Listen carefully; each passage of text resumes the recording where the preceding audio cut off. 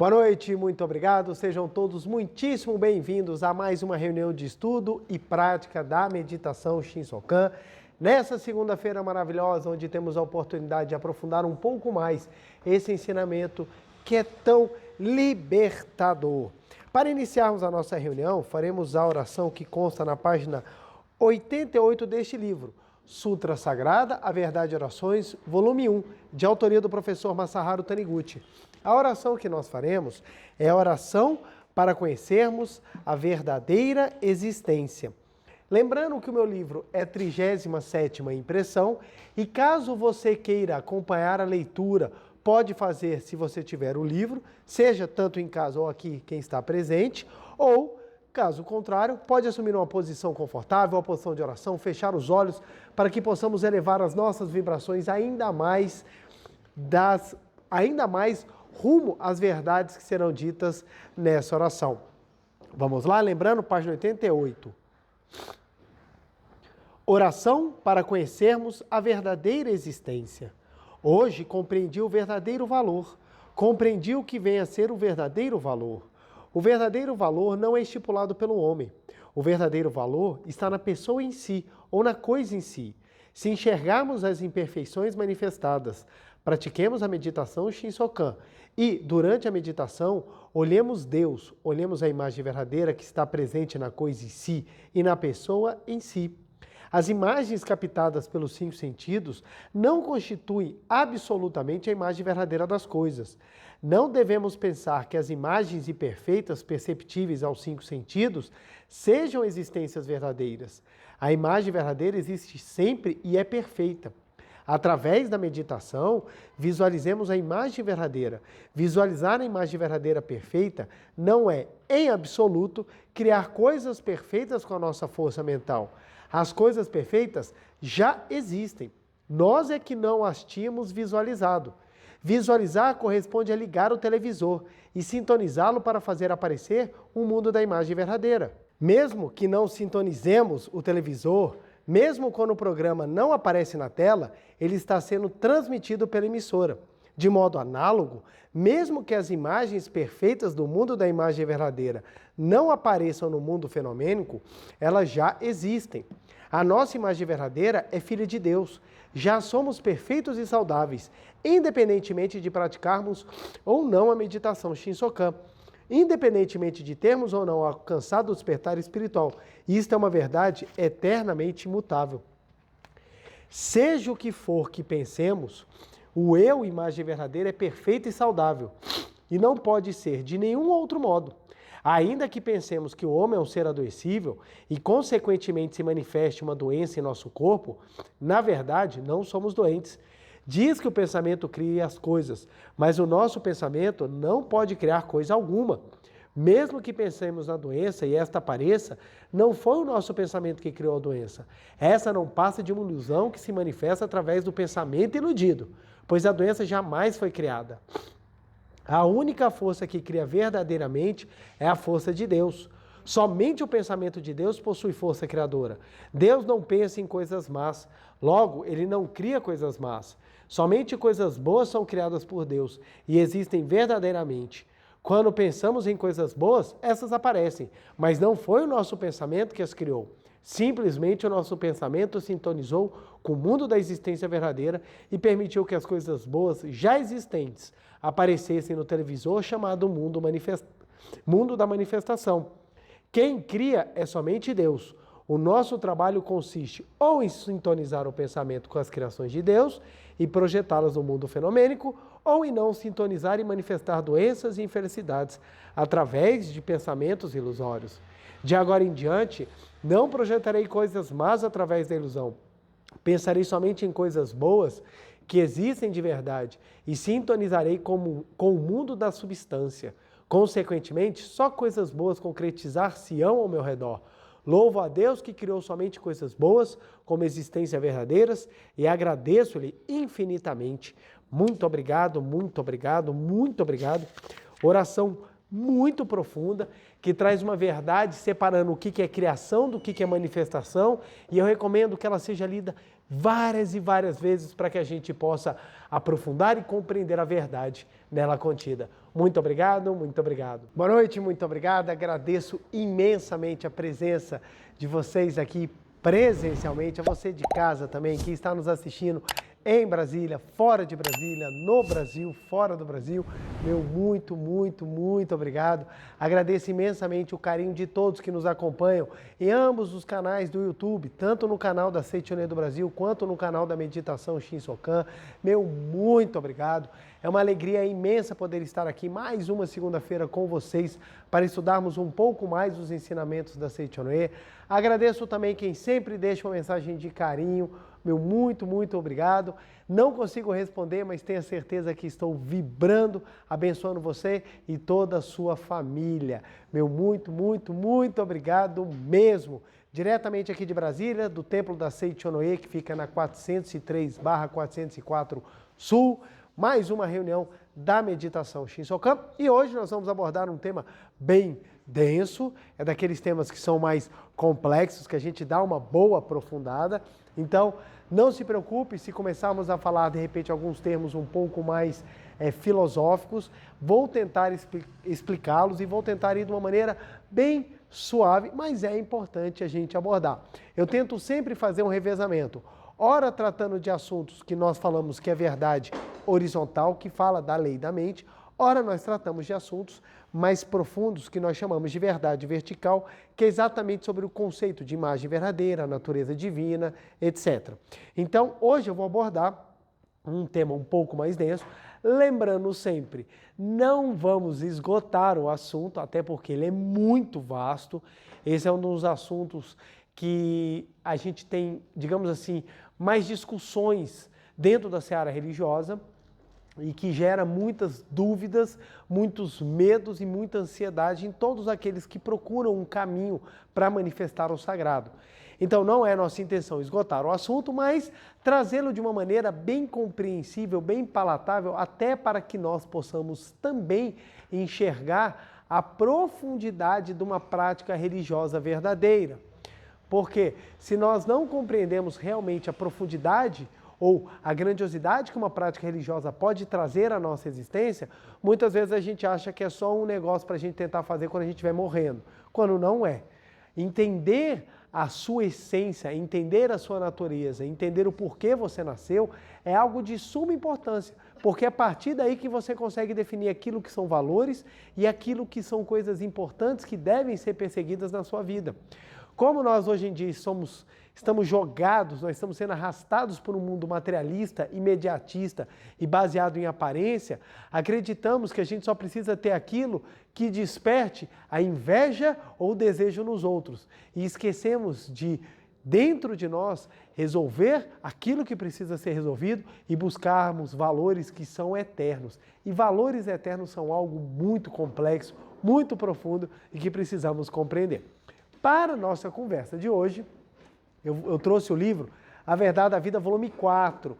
Dentro da coleção dos inúmeros livros da Seichoné, que tem uma bibliografia muito vasta, a coleção A Verdade da Vida é tida a principal, uma das principais.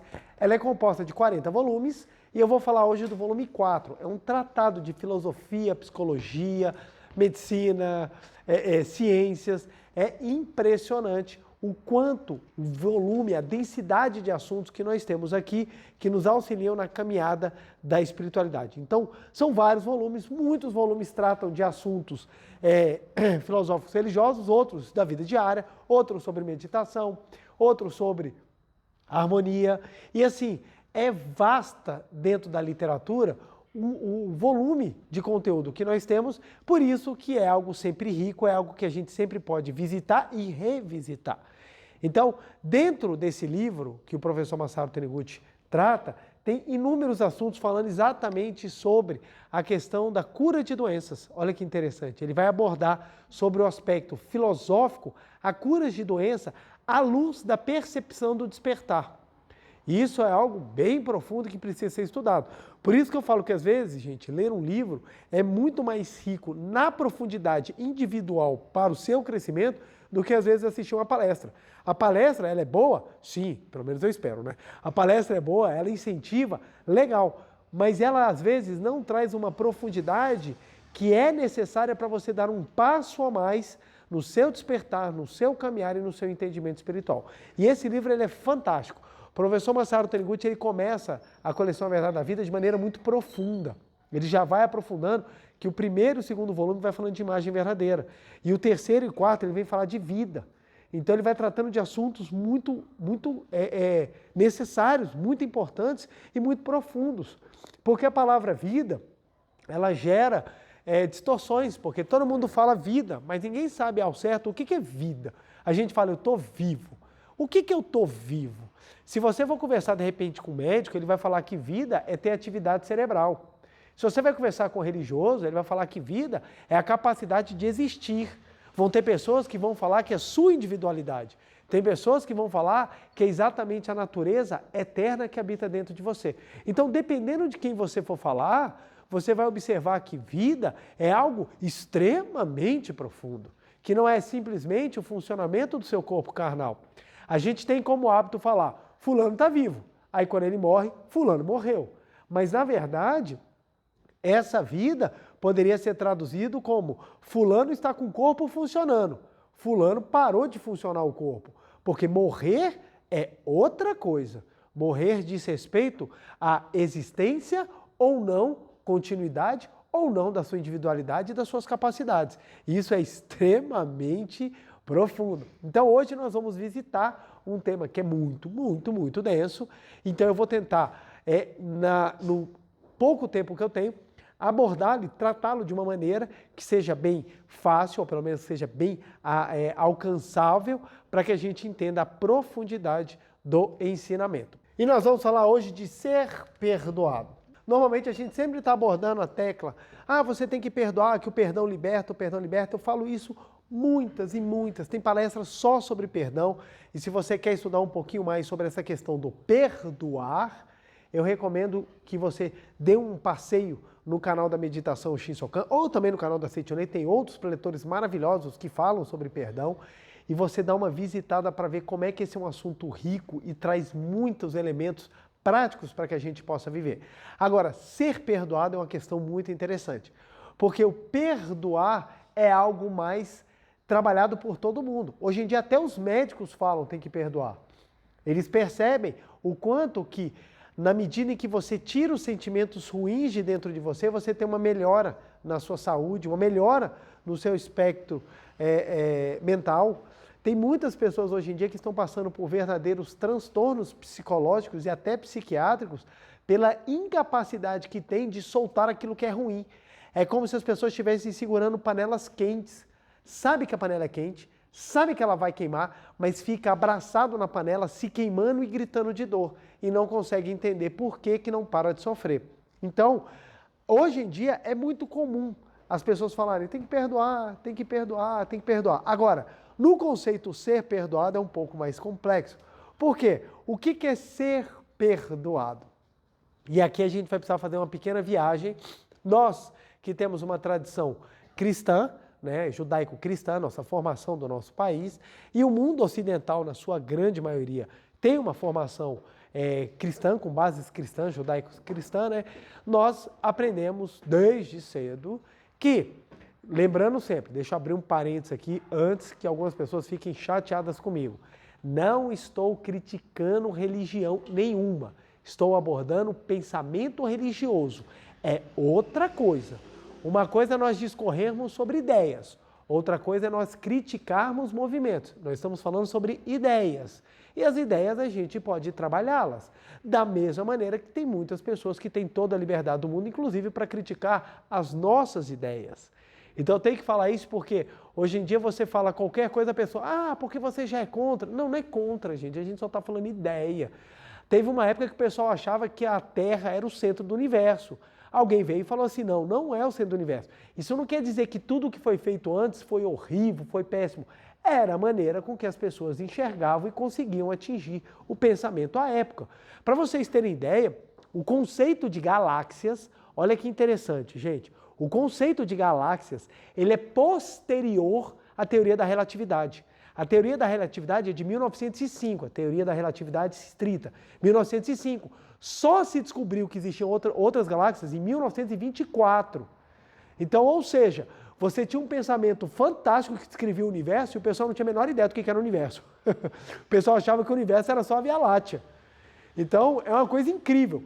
Einstein conseguiu descrever como o tempo e o espaço eram dobrados pela velocidade ou pela gravidade de uma maneira impressionante, que descreve atualmente, de maneira mais fidedigna, a realidade do universo que nós conhecemos, mas o pessoal sequer sabia que o universo tinha um tamanho. O pessoal achava que era somente a Via Láctea, ali em 100 mil anos-luz, de uma ponta até outra. Foi só em 1924 que Hubble percebe, descobre que Andrômeda está muito longe e fala, não, isso aí não é Via Láctea, isso é outra galáxia. E a partir daí, com o desenvolvimento dos telescópios e de toda a astronomia, hoje em dia você tem uma visão gigantesca de um universo de aproximadamente 13,8 bilhões de anos-luz, com bilhões de galáxias, bilhões e bilhões de estruturas e uma coisa inimaginável. Então, o ponto é nós discutirmos ideias. Eu trago isso exatamente para que nós possamos entender ideias, e discutir ideias. Qual é a ideia que ela é muito gravada dentro de nós, muito gravada pela nossa formação? De que fomos criados e por um erro dos 2 primeiros seres humanos, todo mundo está condenado de antemão. Essa é a ideia que é vendida no movimento cristão, do qual nós fomos educados, nós fomos criados, nós fizemos parte, participamos, ou até mesmo muitas vezes a gente professa a fé. O ponto é o seguinte, a ideia do pecado original, ele nos carrega, mesmo aquelas pessoas que não são cristãs, elas viram e mexem, elas têm pensamentos ou posturas daquilo que seria o nosso pecado original. Então, a coisa mais comum é a pessoa se auto-injuriar, falando que ela é uma pecadora, uma pessoa imunda, é uma pessoa que não presta. E somente um ser divino é que pode nos perdoar. Então, o ser perdoado, ele passou a ter a conotação de algo místico, superior, que vem e nos concede o perdão. Então, os movimentos eles começaram a ser muito focados na ideia da busca do ser perdoado. Então, você é uma criatura abominável, você é imundo por natureza e você precisa fazer alguma coisa para buscar o perdão. É daí, é desse conceito que começou a surgir dentro das divisões da religião os salvamentos exclusivos. Por quê? Se somente um ser divino pode lhe perdoar, então todo mundo começa a puxar a sardinha para o seu lado. Então, mesmo pessoas seguindo o mesmo livro, o mesmo ensinamento, o mesmo Salvador, elas têm pensamentos diferentes. Se você faz parte da minha igreja, mas faz parte da outra, na minha você vai ser salvo. E na outra, vai queimar no fogo do inferno. E assim, começa-se uma disputa. E aquilo que surgiu para unir e trazer paz, acaba se tornando motivo de guerra, de destruição e de agressão. Por quê? Por conceitos equivocados do que é ser perdoado ou o que é o ser salvador. Então, isso é importante nós entendermos exatamente para que a gente compreenda o que é ser perdoado. Se você acreditar que ser perdoado é um movimento externo, aí você precisa buscar algo. Se você, interno também você precisa buscar, mas no sentido de você precisa perseguir fora de si. Agora, se você entender que o ser perdoado é um movimento interno, então a sua busca não é fora, por óbvio. A sua busca é exatamente uma conquista interior, uma compreensão, ou que na linguagem espiritual a gente fala, um despertar. O que é despertar? É compreender, é acordar, é você perceber o que realmente é real. E a Seichoneia trabalha despertar o tempo inteiro. Em qual sentido? Você compreender, você acordar para quem você realmente é na sua origem. Então, quando nós entendemos o que é ser perdoado, a gente para de correr para fora e começamos a correr para dentro, ou começamos a fazer uma busca interior. E aí que vem a importância da meditação. Qual é o melhor caminho, ou o melhor meio para que a gente faça uma viagem interior consciente e uma viagem interior eficiente? É a meditação. Por que a meditação é tão importante? Por que a gente bate tanto na tecla da meditação? Porque é a meditação que proporciona esse acordar interior. É acordar interior. É interessante que muitas vezes, na minha vida e na vida de muitas pessoas, familiares, amigos, eu vi que momentos decisivos, eles foram tomados após a pessoa pensar às vezes sozinha. Ela parar, refletir, pensar, para chegar a alguma conclusão. Isso é fruto de você buscar as respostas dentro de você. Porque a pessoa que não busca a resposta dentro dela, ela sai perguntando para todo mundo. Tem pessoas que fazem assim. Ela quer saber, e aí, você acha que eu brigo com meu pai e com a minha mãe? Sei lá, eu não te conheço, não conheço teu pai e tua mãe. Mas a pessoa sai perguntando. Vocês já viram? Você para, às vezes você está na fila da loja, a pessoa olha para você, boa noite. Aí você, boa noite, a pessoa vira, o que você acha? Aí você fala assim, eu acho o quê? E a pessoa te pergunta um negócio mais assim, você fala, Jesus, que coisa assim, sabe, a vida da pessoa. Uma vez estávamos eu e minha esposa, a gente estava num catamarã, que é aquele barco grande com uns tonel embaixo, né? Aí, que ele flutua à base de tonel. Então fica aqueles barris de ar embaixo dele, e a gente ia andando, eu de sunga, minha esposa de biquíni, óbvio, a gente ia mergulhar nas águas. Aí a moça virou para minha esposa e falou assim, tudo bom? Minha esposa, tudo bom. Ela virou e falou assim, é porque minha filha está com ódio mortal de mim. Aí a minha esposa olhou assim para mim, eu falei, vai lá, preletora. É assim que funciona, você vai dar hoje orientação pessoal de biquíni. Manda bala, ué. E a mulher começou a perguntar e abrindo a vida dela assim. Eu falei, gente, que interessante. Aí ela está buscando algo exteriormente. Porque dentro dela também ela consegue encontrar as respostas, mas muitas vezes ela não está pronta para ouvir. Por isso que a meditação é importante, porque a meditação te ensina a calar é engraçado, né? Tampar os ouvidos carnais para que você possa escutar com os ouvidos espirituais. Ouvir com os ouvidos espirituais é você ouvir a voz da consciência profunda. E é isso que nós vamos abordar.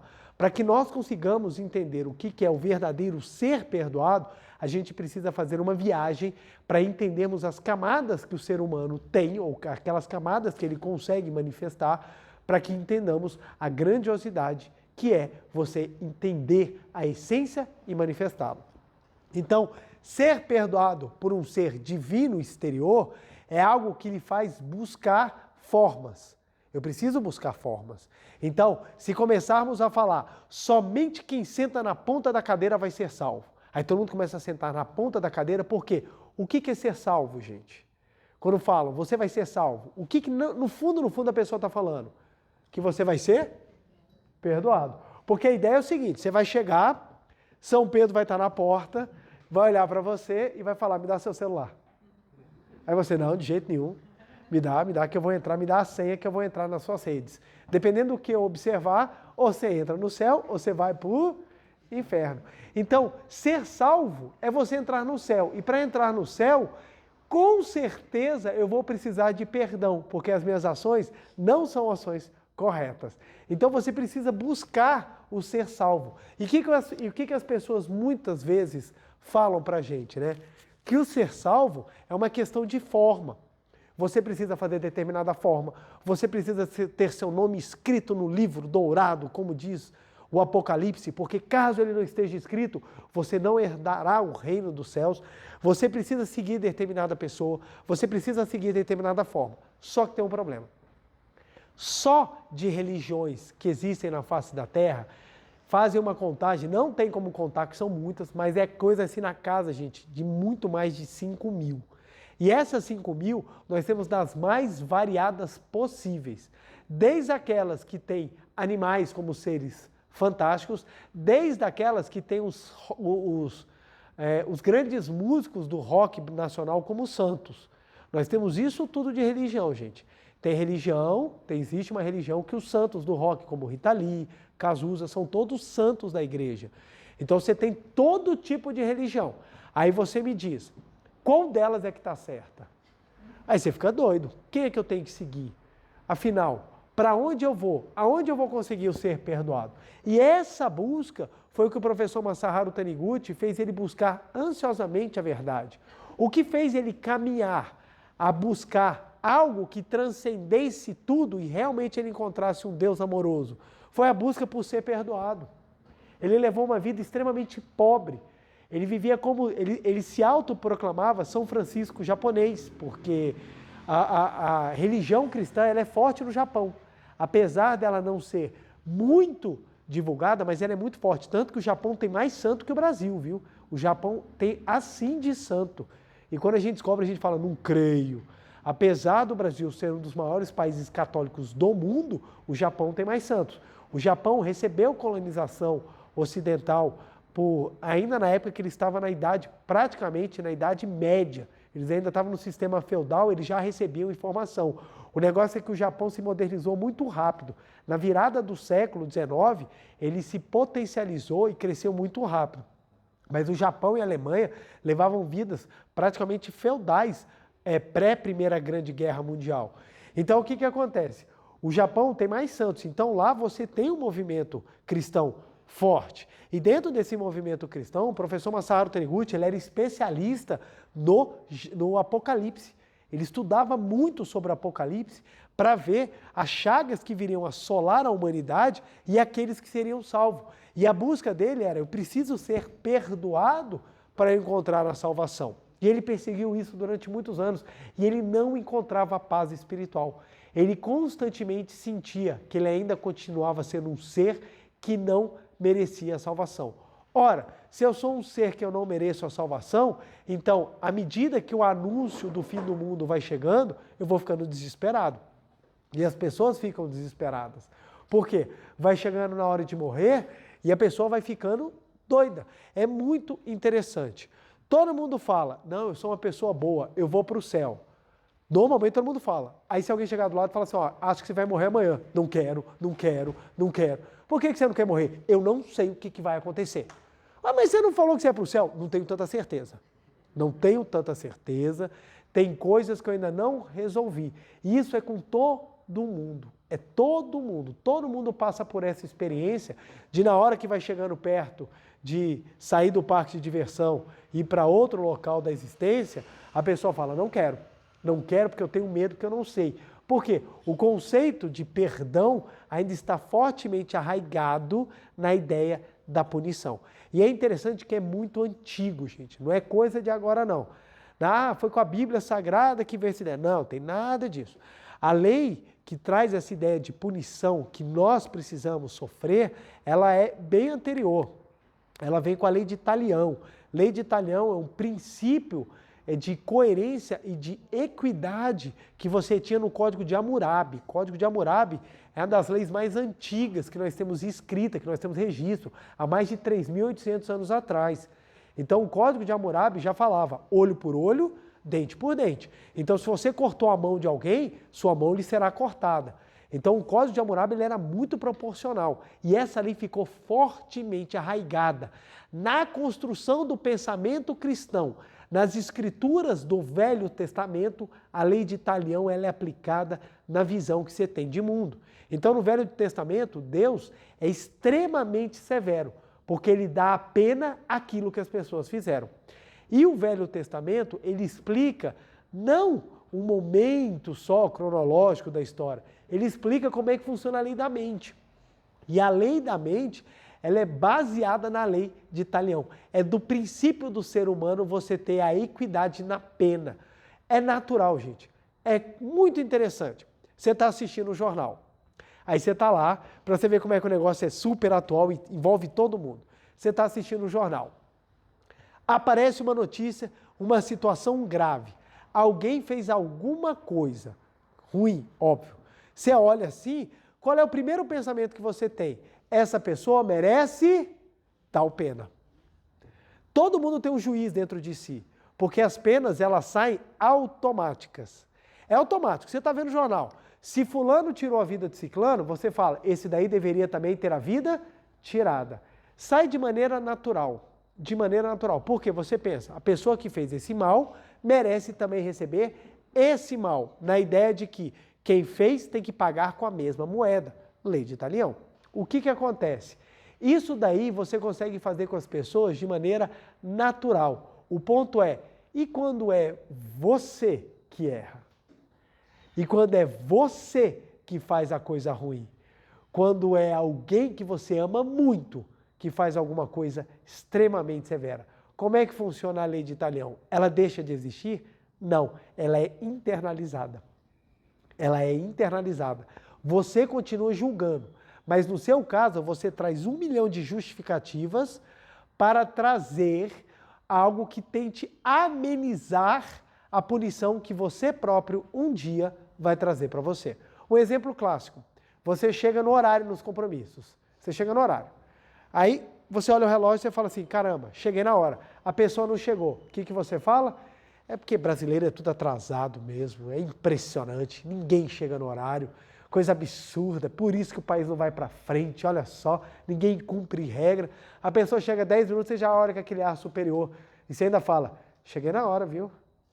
Aí a pessoa, não, mas não tem desculpa, você tinha que ter se preparado para uma eventualidade. Beleza, você já aplicou a pena, já julgou sumariamente, já aplicou a pena para a pessoa. Aí acontece com você.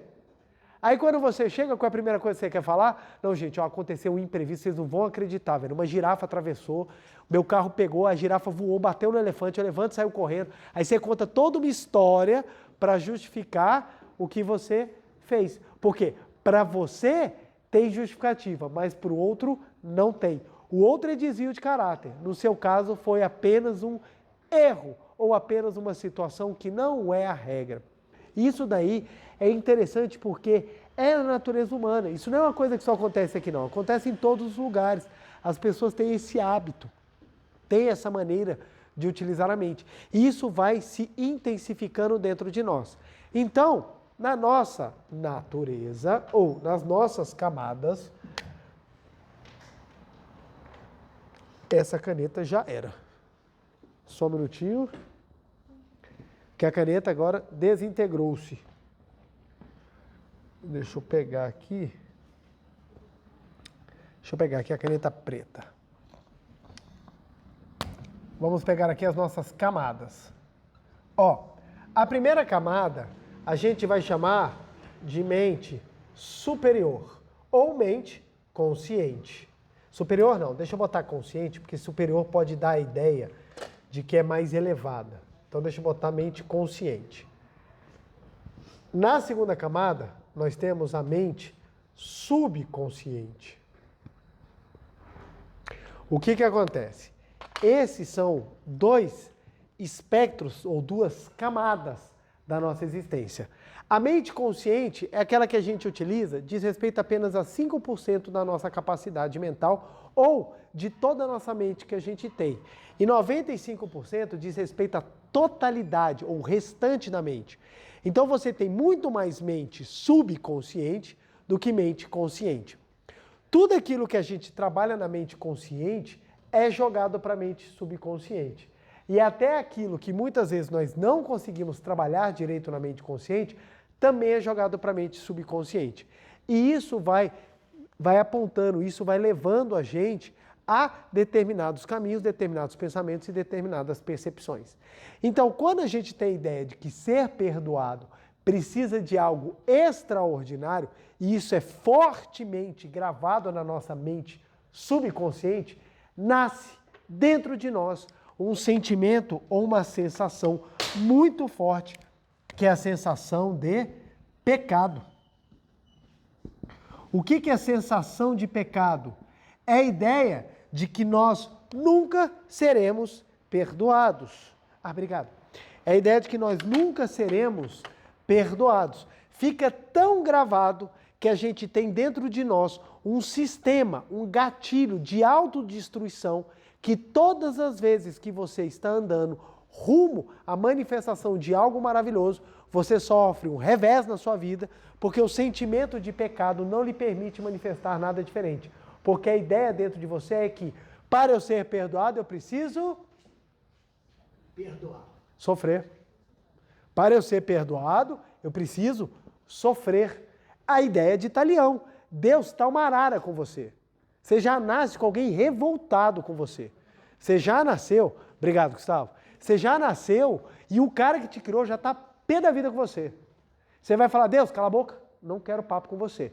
Você tem 80 anos para me mostrar que você merece entrar no céu. senão você arderá no fogo do inferno.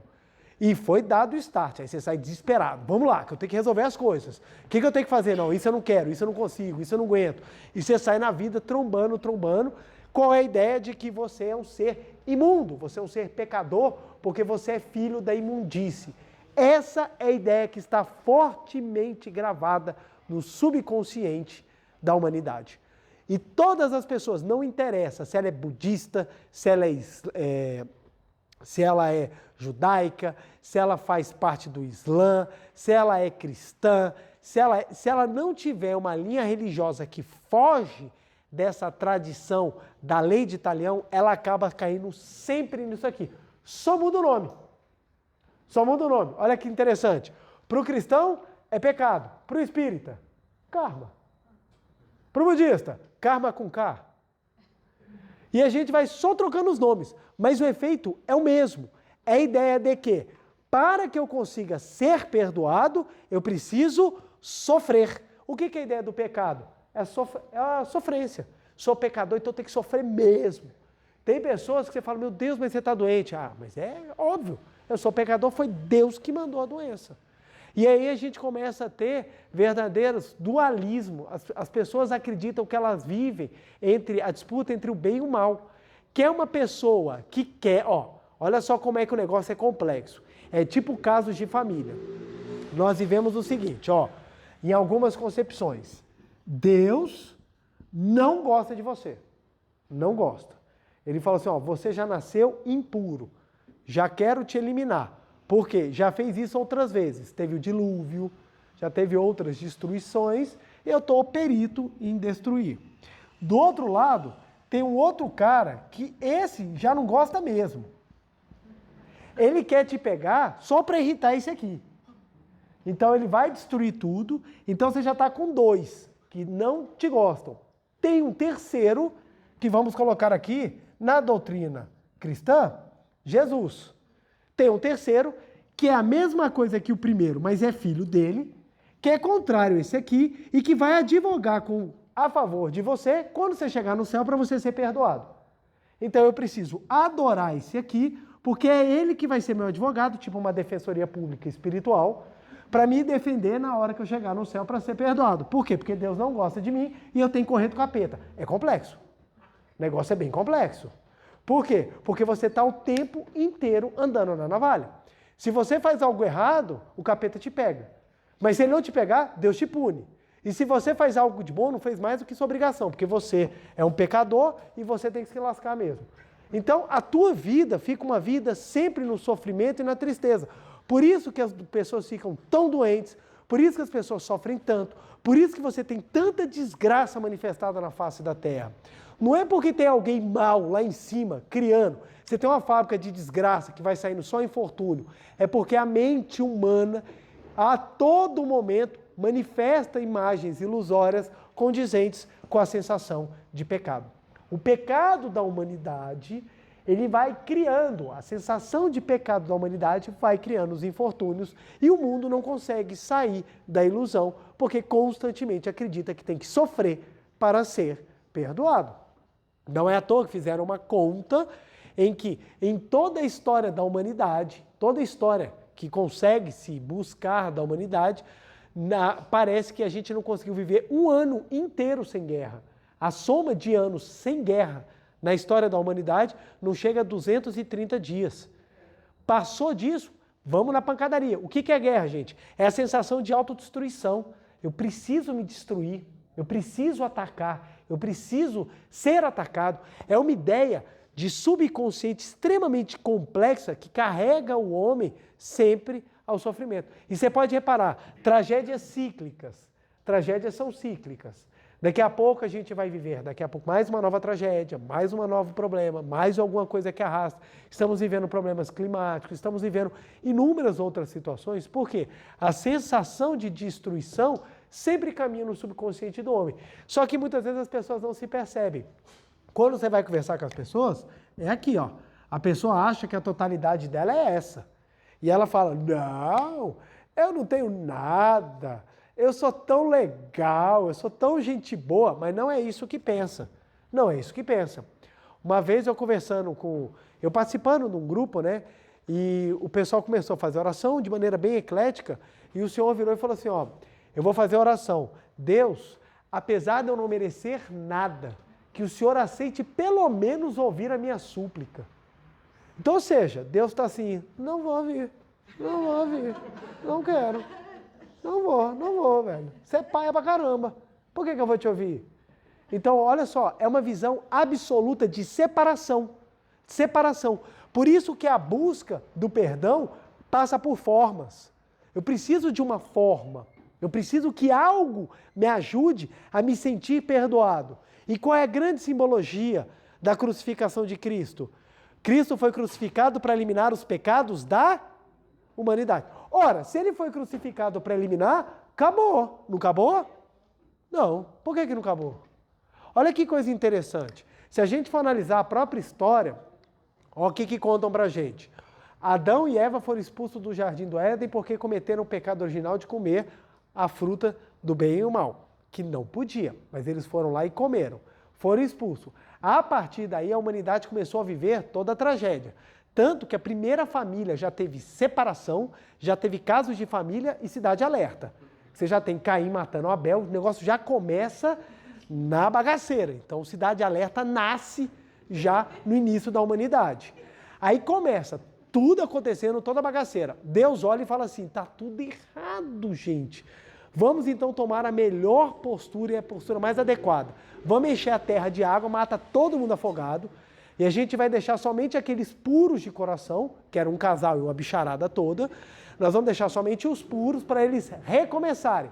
Ora, Deus matou todo mundo, sobrou Noé. E o que aconteceu? Melhorou? Piorou. O negócio virou uma bagunça tão grande que Deus olhou e falou assim, ó, não dá, matar todo mundo não serve. Então deixa eu fazer o seguinte, eu vou mandar o meu filho, para o meu filho morrer no lugar de todo mundo e perdoar o pecado.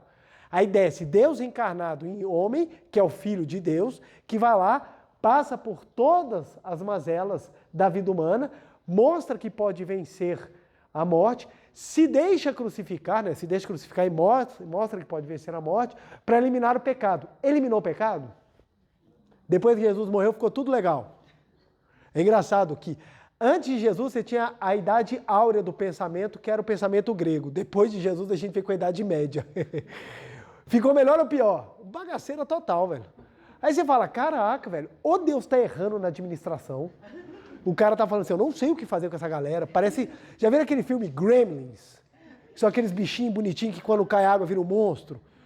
Eu botei um monte de gremlins na face da Terra, eu não sei como lidar com esses bichos. Fecha a Terra, deixa ela isolada aí num canto da galáxia, nunca mais chega, ninguém fala com eles que eles não têm solução.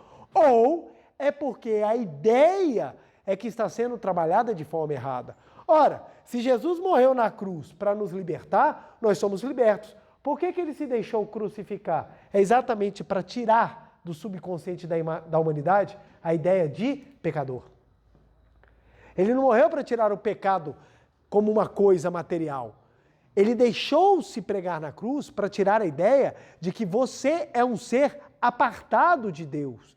E isso é algo profundo, é o que a Seitonã ensina, que é a imagem verdadeira, que é a sua natureza divina, que é o espectro, é a possibilidade que você tem de manifestar a vida no conceito mais profundo na sua existência. Então, a terceira camada da nossa existência, ou a terceira camada, deixa eu apagar aqui a disputa, deixa eu apagar aqui.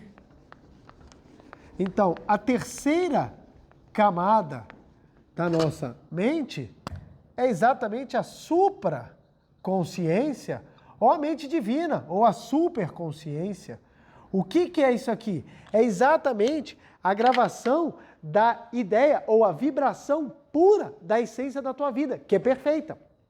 Então, é ela que nós trabalhamos acessar. E na hora que você acessa ela, você muda a régua com que você se mede.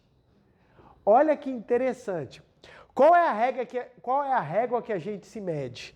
É com a sensação de que somos seres horríveis. Quando a gente muda a régua e nós passamos a ter a supraconsciência como aquela que estipula a nossa essência, você começa a utilizar uma nova régua de medição, que é a régua divina, é a régua da sua natureza perfeita, é a régua da imagem verdadeira, é a régua da sua essência como ser espiritual imaculado desde a origem. E você começa a perceber que tudo tudo diferente da supraconsciência é ilusão. Por isso que a Saint-Honoré fala, tudo é ilusão. Por que ela está falando? Porque tudo que é manifestado, ou parte do que é manifestado, está na mente consciente e parte na mente subconsciente. Porque muito da mente subconsciente não é manifestado. Mas tudo aquilo que está manifestado, esse corpo carnal, minha vida, os meus hábitos, as coisas que eu penso, tudo isso faz parte da mente consciente e de parte da mente subconsciente. Mas isso não é minha essência, isso não sou eu. Quem eu sou na verdade? E é aí que vem uma pergunta crucial. Quem eu sou de verdade? E a resposta é, eu sou a superconsciência. Eu sou filho de Deus. Eu sou a imagem verdadeira. Essa é a minha vida. Essa é a minha essência. Esse é o real que habita dentro de mim. É o que está manifestado aos olhos carnais? Não, mas é o que existe dentro de mim. E quando você entende isso daí, o seu conceito de ser perdoado é bem diferente. Por quê? Você precisa ser perdoado? Não, você já é vida. Você não precisa ser perdoado, você precisa manifestar a maravilha que habita dentro de você. É completamente diferente. Eu saio da situação, sou um ser imundo que preciso do perdão e passo a ser, sou um ser maravilhoso que preciso manifestar a vida de Deus. É completamente diferente. O ser carnal continua o mesmo. A vida fenomênica é a mesma. Eu acordo de manhã, tenho que tomar café da manhã, tenho que escovar os dentes, senão muitos de casa não sobrevivem, tenho que tomar banho, vou lá trabalhar, vou lá fazer as coisas. A vida é normal. Só que o ponto é, o que me move é diferente. Ao invés de me mover porque eu preciso buscar um perdão, o que me move é saber que eu nunca precisei ser perdoado, porque eu sou um com Deus, e buscar na minha vida fenomênica manifestar essa união divina. Por isso que as pessoas que tomam consciência da sua natureza divina corrigem falhas, tanto mentais, quanto espirituais, quanto fenomênicas, curam de doença, conseguem a provisão, têm relacionamentos amorosos, encontram a felicidade, resolvem situações dificílimas. Por quê? Porque elas despertam para a sua natureza divina. Quando você acredita que você é pecador, se algo na sua vida é resolvido, você chama de milagre. Porque milagre é algo extraordinário, para quem às vezes nem merecia. E na Saint-Honoré a gente aprende, quando alguma coisa é resolvida, não é um milagre, nada mais é do que o retorno ao que é natural. Porque Deus te fez para ser maravilhoso, Deus não te fez imperfeito. Se não está manifestando a perfeição, é porque não está a mente supraconsciente se projetando de maneira maravilhosa. Olha a diferença que é. Por que na Saint-Honoré, quando as pessoas entram, a gente faz uma reverência para as pessoas? A gente não está reverenciando o fenômeno ou a mente consciente. A gente está reverenciando a supraconsciência. É a vida de Deus que habita dentro de você. A gente está reverenciando, é o Deus que está dentro de você, que se manifesta como sua vida. Vida no sentido profundo. Vida no sentido absoluto. E não vida do corpo carnal. Meu corpo carnal vai morrer. Isso é fato. Isso é fato. A cada dia que passa, eu tenho um dia menos de vida. Isso é com todo mundo. O dia que esse corpo morrer, a minha vida jamais morrerá. Eu continuarei existindo e continuarei fazendo coisas para cada vez mais eu acessar a minha supraconsciência e manifestar o divino que existe dentro de mim. Por isso que o mundo espiritual, gente, ele tem camadas, ele tem níveis, ele tem cidades, ele tem percepções, ele tem níveis. Porque, dependendo da capacidade que você tem de entender quem você é, você vai ocupar um nível condizente com a sua vibração. Então a vida, ela deixa de ser a busca pelo que é falso e passa a ser a busca pelo que é verdadeiro. E quando você busca o que é verdadeiro, como você faz com que a sua supraconsciência manifeste-se mais, naturalmente a ideia de pecado é desfeita do seu subconsciente e você passa a usufruir uma vida muito mais feliz, próspera, harmoniosa, saudável, etc. Consequência natural. Buscai em primeiro lugar o reino de Deus e a sua justiça, e as demais coisas lhe serão dadas por acréscimo. A Bíblia já fala isso, porque Jesus já ensinou. Se você tiver desfé como um grão de mostarda, direi a esse monte, saia daqui e vá até acolá, e nada lhe será impossível. Por que nada vai lhe ser impossível? Porque a vida de Deus está dentro de você. Se a vida de Deus não estivesse dentro de você, Jesus nunca poderia ter dito isso. Ele ia falar assim, Jesus, como é que eu faço? Ó galera, deixa eu só te falar, infelizmente só eu tenho poder. Porque só eu sou filho de Deus. Vocês estão no sal, gente. Então assim, eu vou ficar tranquilo, eu vou estar lá em cima esperando todo mundo, eu vou tentar dar uma ajuda, tá bom? Mas assim, não tem o que fazer. Nada, Jesus o tempo inteiro falava, vocês podem, vocês conseguem. Entra no teu quarto e ora para o teu pai. Ele não falou, entra no teu quarto e ora para o meu pai. Ele falou, ora para o teu, porque todos nós temos a natureza divina, porque todos nós somos filhos de Deus. A sensação de pecado criou uma doutrina falando que só Jesus é filho de Deus e o restante é tudo criatura de Deus. Que diacho é isso? Como é que você tem um criador que cria criatura e filho? Ele falou assim, não, isso aqui está mal feito, isso aqui está super bem feito, esse aqui é meu filho, o restante tudo forma estragada. Vamos tacar lá na terra para se matarem. Não faz o menor sentido. Se eu provim de Deus, é porque a natureza divina também se aloja em mim. Se não está manifestado, é porque o meu consciente e o meu subconsciente não estão deixando. Mas não tem absolutamente nada a ver com a minha natureza. Porque dentro de mim existe a vida que veio proveniente de Deus. Então nós afirmamos, o homem é filho de Deus na sua essência.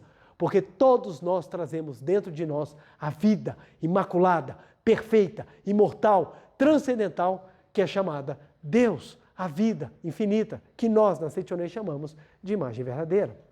Então, quando compreendemos essa verdade, quando nós conseguimos assimilar essa verdade e despertamos para ela, a nossa existência se transforma. E aqui é um ponto muito profundo e muito essencial do ensinamento da Seitonê. Olha que legal. Olha o meu livro como é que é marcado, gente. Ó, livro tem que ser estudado. Não dá para você ficar com o livro na estante só salvando a estante e os cupins. É você que tem que ler, você que tem que salvar. Olha só. O que significa ser perdoado? Página 19. O que devemos notar nessa passagem do Evangelho é que o fariseu Simão, lembre-se que Jesus foi a um jantar dado pelo fariseu Simão, e ele fez um grande jantar, e Maria Madalena veio lavar os pés de Cristo, quando o fariseu virou e falou assim, mas quem essa mulher pensa que é para ter os seus pecados perdoados? E Jesus vira e fala assim, olha, eu cheguei aqui, você não me ofereceu nada que era de melhor, ela veio e ofereceu tudo que ela tinha. Aí virou para Madalena e falou assim, vá, os teus pecados estão perdoados. O professor Massaro Teniguchi vai discorrer sobre o que é esse vá, os seus pecados estão perdoados. Então ele está citando essa passagem do fariseu Simão. O que devemos notar nessa passagem do Evangelho é que o fariseu Simão demonstrou uma atitude mental insolente, leviana e arrogante, menosprezando o perdão de Deus ao oferecer um banquete pomposo ao Salvador. Certamente pensou que, não sendo ele um grande pecador, seus pequenos pecados deveriam obviamente ser perdoados em troca daquele banquete. Quantas pessoas hoje em dia buscam perdão de Deus em troca de donativos, em troca de mostrar, em troca de andar no sol, de fazer determinadas coisas que acreditam que se eu fizer isso, Deus irá me perdoar. A atitude mental de se orgulhar de pequenas virtudes é abominada pela seita Shin do budismo. Enquanto mantiver esse pensamento arrogante, o homem não será perdoado. Mas isso não significa que Deus tem um pensamento mesquinho de não perdoar o homem por causa de suas atitudes erradas. É o próprio homem que não reconhece o seu pecado, não consegue aprender a imagem verdadeira da sua vida, que é de filho de Deus. Orgulha-se das pequenas virtudes que praticou, pensando que com isso já manifestou totalmente a imagem verdadeira, e não procura expressar a totalidade da maravilhosa natureza divina que está latente nele.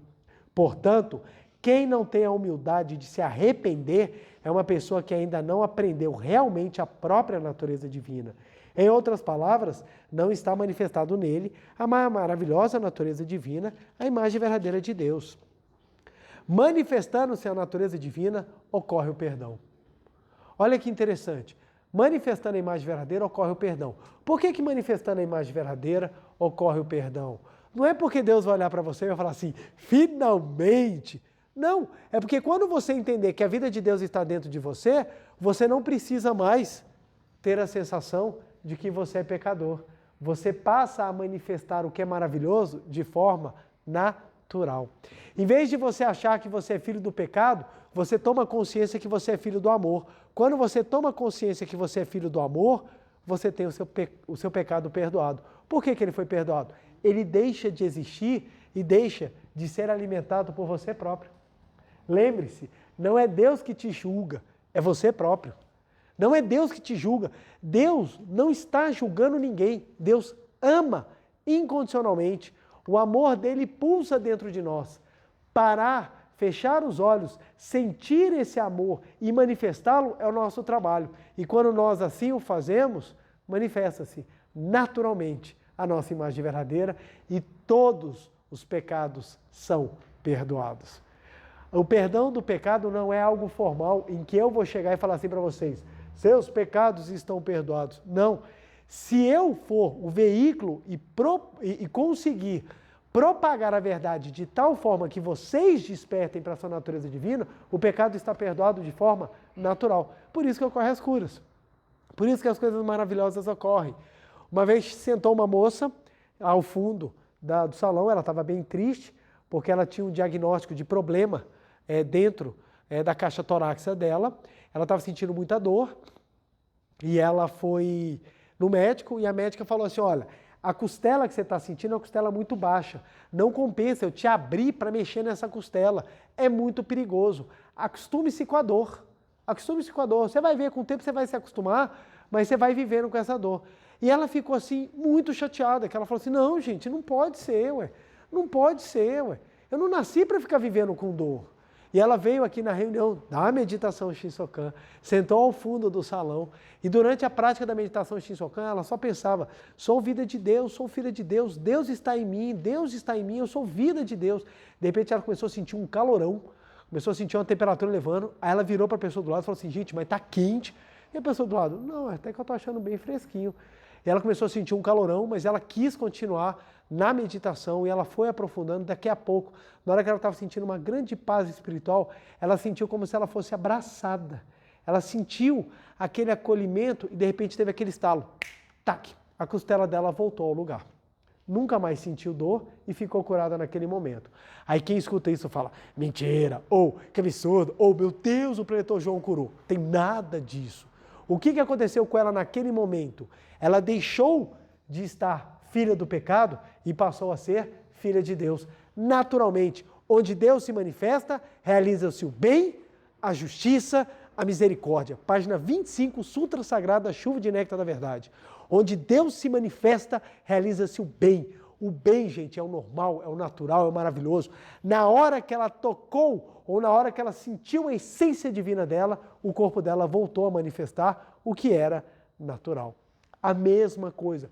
Uma senhora teve que subir de elevador, não conseguia andar, porque o joelho estava travado, ela estava com consulta marcada, ela subiu mancando, precisou vir ajudada, sentar na cadeira. Tivemos aqui a palestra, conversando, foi uma palestra super divertida, ela riu, choramos, falamos de muitas coisas. No final, ela estava tão empolgada que ela começou a conversar com a pessoa do lado, levantou e saiu andando. E ela só percebeu que ela estava andando quando ela já tinha descido as escadas e estava lá embaixo, que ela lembrou, tinha que pegar o elevador. Na hora que ela falou, gente, o elevador, aí que ela percebeu que o joelho dela tinha se curado. Isso é uma dentre tantas histórias, como de harmonia, de pessoas que encontraram a alma gêmea, de pessoas que resolveram problemas financeiros, de pessoas que se curaram, inúmeros outros casos. Por quê? É um milagre que aconteceu. Não, gente. É simplesmente as pessoas despertando para a sua natureza divina. E quando você desperta para a natureza divina, os pecados estão automaticamente perdoados. Porque não foi Deus que criou. No capítulo 1 de Gênesis, para encerrar, conta a criação do mundo. Deus criou o mundo e no 6º dia ele olhou e disse, tudo é muito bom. Ele não falou, olha gente, realmente eu acertei um pedaço, o outro eu errei. Tudo é muito bom e o homem é a sua imagem e semelhança. Então, se o homem é a imagem e a semelhança de Deus e tudo é muito bom, é porque o homem na sua essência também é bom. Se o que está manifestado está horrível, é porque ainda não tomou consciência da sua natureza divina. E quando tomamos consciência da nossa natureza divina, Deus se manifesta. E aonde Deus se manifesta, realiza-se o bem, a justiça e a misericórdia. Esse é o ponto que nos faz entender o que é ser perdoado. Somos o próprio amor de Deus. Somos a própria vida de Deus. Somos a própria existência de Deus.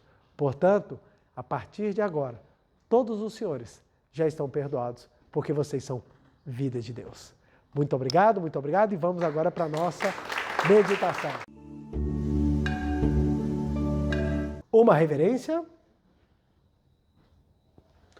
Muito obrigado. Podem se sentar e assumir a posição de oração, sentados na ponta da cadeira, mãos justapostas, em frente ao rosto, semblante alegre, feliz. Vamos agora reconhecer o amor, a vida de Deus que habita o nosso interior, por meio da nossa meditação Shinsokan. Maiores explicações você pode pegar tanto da questão da postura física quanto da postura mental no livro Meditação Shinsokan, Ver e Contemplar Deus, que tem explicações muito simples e diretas de como fazer a prática da meditação Shinsokan, e você observará que você conseguirá realizá-la e de maneira bem tranquila. Lembrando também que no canal da Meditação Shinsokan, nós temos a prática conduzida por mim em vários tempos, para te ajudar também a treinar e você praticar em casa. É só entrar lá.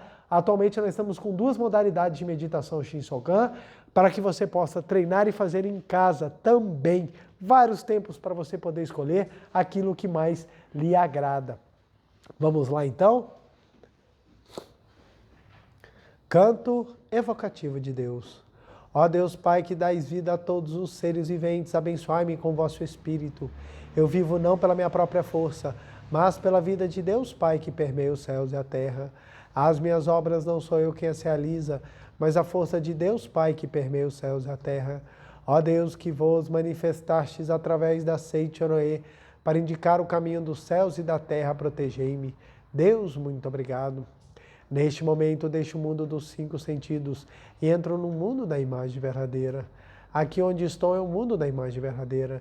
É o oceano de infinita sabedoria de Deus, é o oceano de infinita sabedoria de Deus, é o oceano de infinita sabedoria de Deus, é o oceano de infinita sabedoria de Deus. É o oceano de infinito amor de Deus, é o oceano de infinito amor de Deus, é o oceano de infinito amor de Deus, é o oceano de infinito amor de Deus. É o oceano de infinita vida de Deus, é o oceano de infinita vida de Deus, é o oceano de infinita vida de Deus, é o oceano de infinita vida de Deus. É o oceano de infinita provisão de Deus, é o oceano de infinita provisão de Deus, é o oceano de infinita provisão de Deus, é o oceano de infinita provisão de Deus. É o oceano de infinita alegria de Deus, é o oceano de infinita alegria de Deus, é o oceano de infinita alegria de Deus, é o oceano de infinita alegria de Deus. É o oceano de infinita harmonia de Deus, é o oceano de infinita harmonia de Deus, é o oceano de infinita harmonia de Deus, é o oceano de infinita harmonia de Deus. É o mundo da harmonia absoluta. Neste sublime mundo da grande harmonia, eu, como filho de Deus, recebo de Deus a sua infinita força vivificante. A infinita força vivificante de Deus flui para o meu interior, flui, flui, flui.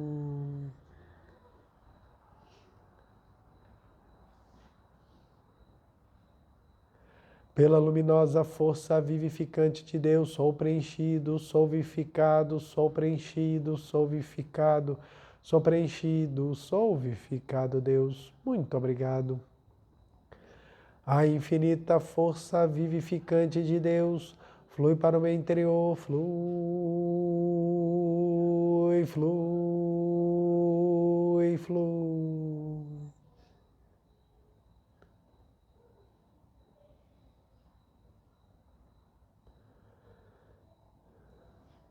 Pela luminosa força vivificante de Deus, sou preenchido, sou vivificado, sou preenchido, sou vivificado, sou preenchido, sou vivificado, Deus. Muito obrigado.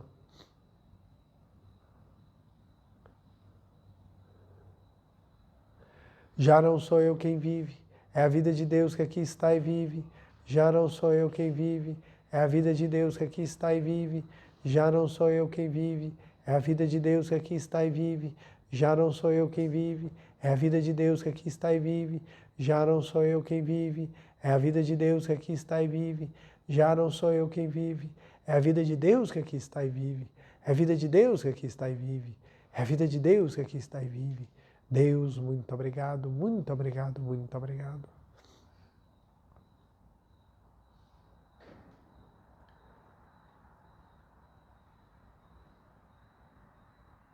Vamos agora visualizar o mundo da imagem verdadeira, onde só existe Deus e o que vem de Deus. Estamos neste mundo vivendo aqui e agora. É o mundo da imagem verdadeira, é o mundo perfeito de Deus.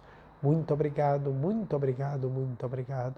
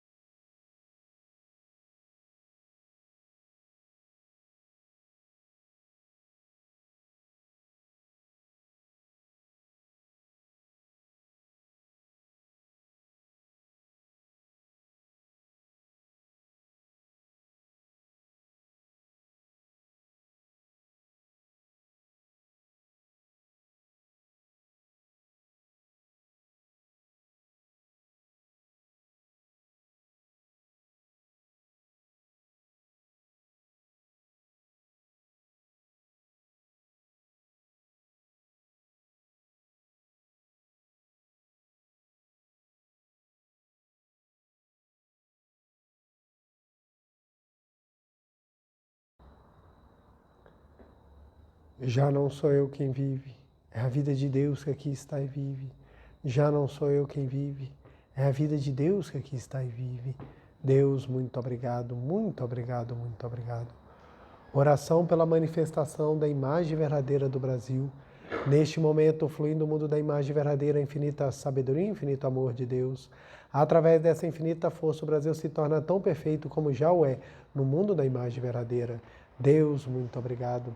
Neste momento, fluindo o mundo da imagem verdadeira, a infinita sabedoria e infinito amor de Deus. Através dessa infinita força, o Brasil se torna tão perfeito como já o é no mundo da imagem verdadeira.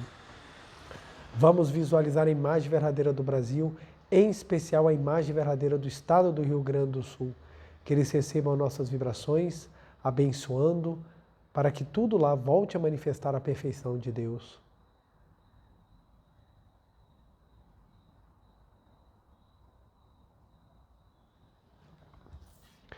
Oração pela paz mundial. O infinito amor de Deus flui para o meu interior e me resplandece como uma brilhante luz espiritual de amor. A luz espiritual de amor cresce e cresce em intensidade, cobrindo o coração de todo o povo da Ucrânia, de todo o povo da Rússia e de todos os povos do mundo, somente com pensamentos de amor, paz, ordem da verdade, centrada na vontade de Deus.